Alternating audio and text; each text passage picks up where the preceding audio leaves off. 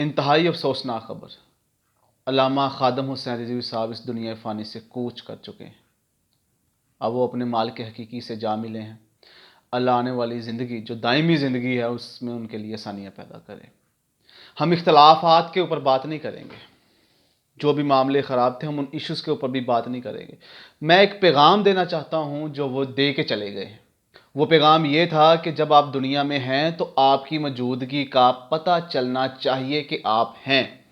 یہ صرف 1 منٹ آپ کے ساتھ بات کروں گا میں، کہ جب آپ موجود ہیں تو آپ کی موجودگی کا پتہ چلنا چاہیے کہ آپ کس لیے موجود ہیں۔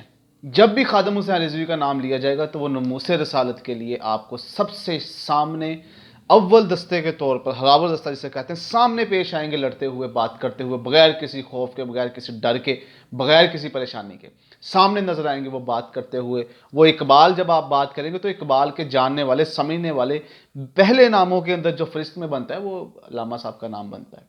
باقی جو معاملے ہیں وہ ہماری اپنی جگہ ہیں، ہمیں ابھی اس پہ ڈسکس نہیں کرنا، لیکن پیغام یہ ہے کہ جب آپ دنیا میں موجود ہیں تو آپ کی موجودگی کا پتہ چلنا چاہیے، اور جب آپ دنیا سے چلے گئے تو فرق پڑنا چاہیے، کچھ نہ کچھ تو فرق پڑنا چاہیے کہ کوئی بندہ اس دنیا سے گیا ہے۔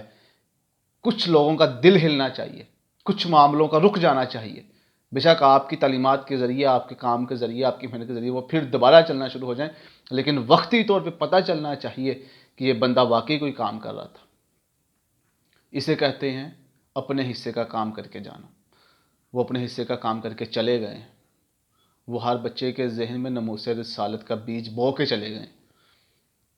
یہ کام کافی ہے ان کو اللہ کی بارگاہ میں سرخرو کرنے کے لیے۔ آپ کو ہمارا اور اپنا دونوں کو، ہمیں مل کے جو ہمارے معاملات ہیں ان کو دیکھنا چاہیے کہ ہم کہاں پہ کھڑے ہیں۔ دیکھ لیں پورے پاکستان کے لوگوں نے پھیلا نہیں دی ان کی وفات کی خبر۔ اسے زندگی کہتے ہیں کہ آپ کے مرنے کے بعد بھی لوگ آپ کو زندہ کرنے کی کوشش کریں۔ ہو گئے زندہ لوگ وہ جو کبھی نہیں مرتے۔